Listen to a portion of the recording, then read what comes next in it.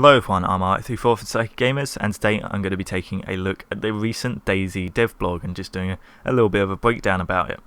Even though news and trailers for DayZ Standalone aren't particularly frequent, if you'd like to see me do more videos about them, make sure to tell me in the comments below, or show your support for them just by leaving me a rating in either direction, depending on your opinion about this video.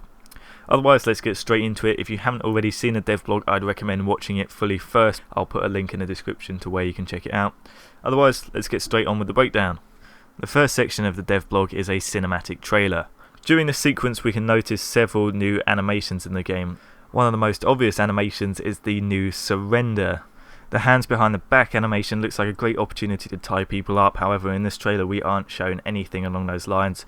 The group that capture this guy take a lot of his stuff, and we see his clothes being left on the ground.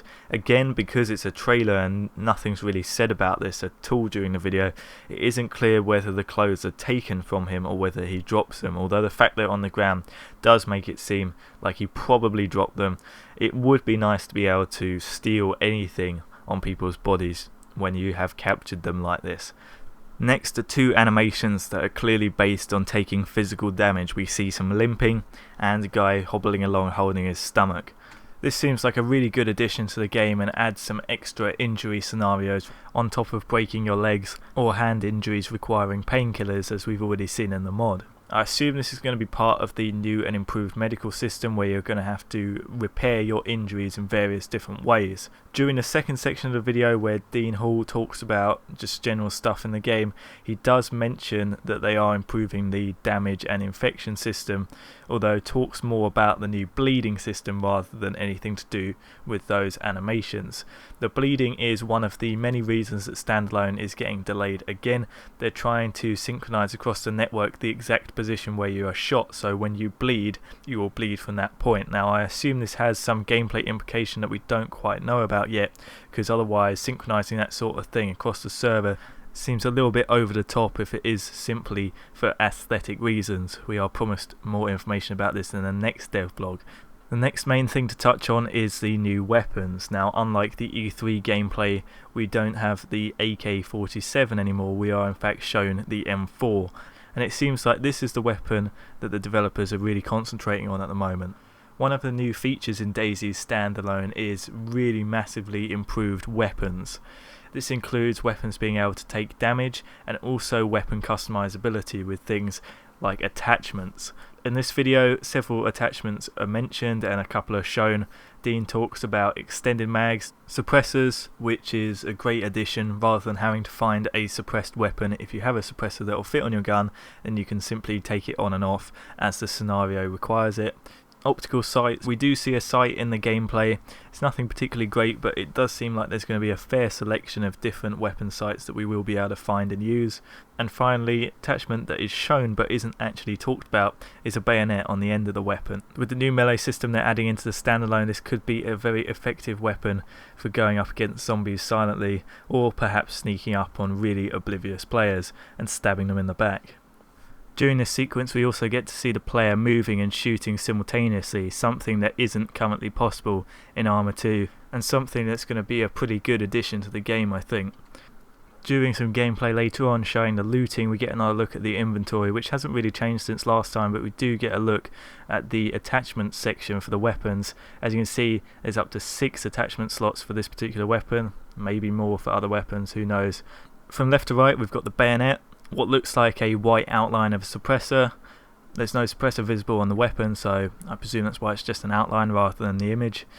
We've got a blank space that could probably be used for underslung things like grenade launchers. Optical sight, something that I can't identify, and then finally we've got the stock at the back. Notice the other weapon attachments in the guy's gear. While we're looking at the gear here, it's interesting to note that the way that you're going to have to store gear, you're going to have to think about it a lot more, because as you can see here, some of the images for the representations of the different items take up multiple slots, and you're going to have to fit those items in those slots in that position. So something that takes up 2 slots could either be 2 slots vertical or 2 slots horizontal. Now it would make sense to be able to flip them round, but I'm not sure that's possible at the moment, so you're going to have to think quite carefully about what you can fit into your backpacks and your clothes and how you're going to arrange them. Sorting out your inventory and all this loot is going to be like a DayZ version of Tetris. This is very likely to try and stop some ridiculous scenarios. We can see the blue jeans up there have 6 slots. Now currently a car wheel is 6 slots, and it doesn't make much sense to be stuffing a massive tyre down your trousers. And this setup where each of the items takes up a different area of the inventory grid should stop things like this being possible. During this looting sequence we also get to see the guy struggle to eat his can of beans. Not really sure why they chose to keep this in the devblog unless Dean was live commentating over the top of it, which is a possibility.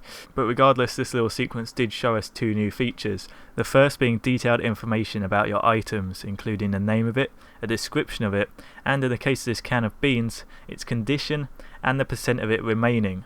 Now presumably a can of baked beans is going to go in one sitting.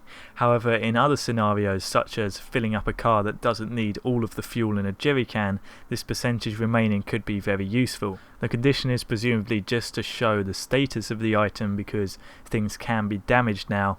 However, I would imagine this would probably have other uses. In the case of things like food, a can that's not in excellent condition could probably mean that maybe it's split and open and risk of being off and infected and things like that, and eating it could result in you getting ill.